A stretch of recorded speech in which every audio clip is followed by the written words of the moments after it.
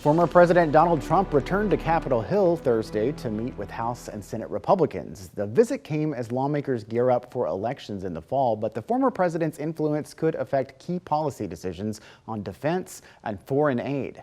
Texas Congressman McCaul leads the House Foreign Affairs Committee. He spoke with our Ryan Chandler about the meeting and the potential impact. A lot of news coming out of the meeting with former President Trump meeting with House Republicans. A lot of conflicting and unconfirmed rumors about what came out of those closed doors, but what were your takeaways? I mean, he's an entertaining politician, to say the least, and made some comments that I probably wouldn't. But at the same time, I was more interested in his when he's talking about foreign policy. He talked about he told Putin, if you invade Ukraine, I'm going to hit you hard.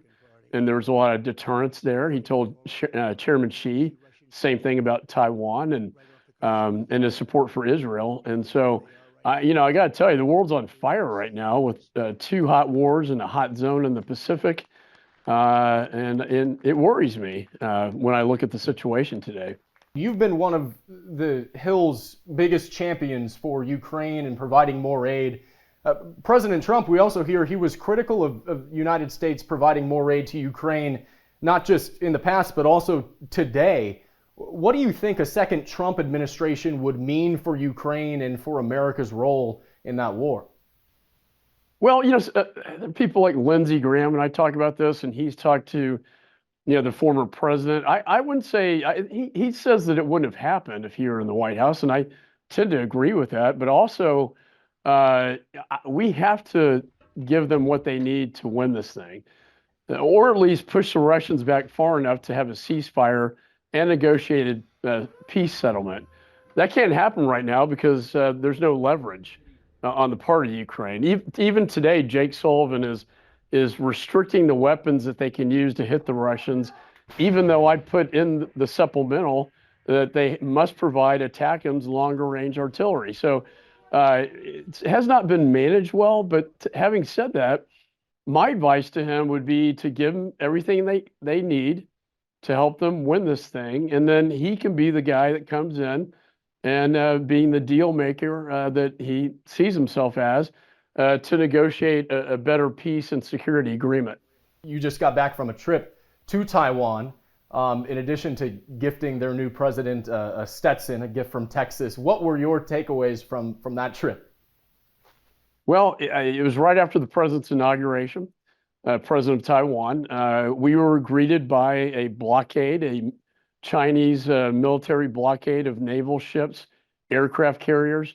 It's quite disturbing, really. And it was a prelude of what they would do in the event of an invasion of Taiwan. So, they're getting more aggressive. They warned us repeatedly not to go.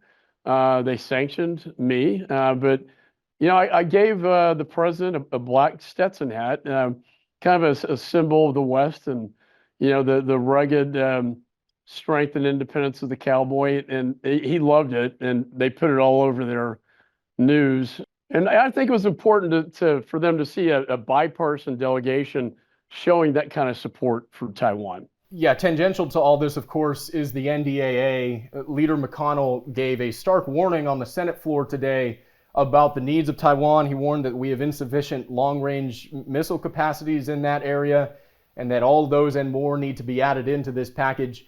When you think about the NDAA, though, what sticks out to you for Texas? Well, I think it's what does it do for the rank and file military, our troops?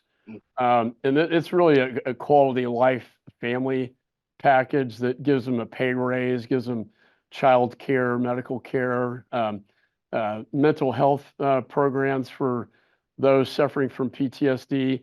I think the Israel-Taiwan stuff is important in there. Remember in the supplemental, I put a foreign military financing package of $2 billion and also almost $2 billion in presidential drawdown authority for Taiwan. And that's important for the deterrence to ensure that we don't see an invasion in the Pacific and maybe one in Europe that's not unlike my father's generation, World War II. People ask me what keeps me up at night. I don't want to experience a world war like my father's generation did. You heard Ryan and the congressman reference the NDAA. That's the National Defense Authorization Act. The $884 billion bill includes funding for military pay, weapon systems, and other defense needs. A Texas law makes it a crime to kill or hurt a person in a crosswalk, but there haven't been many prosecutions. We look closer at one case and why a Texas family believes it could set a precedent.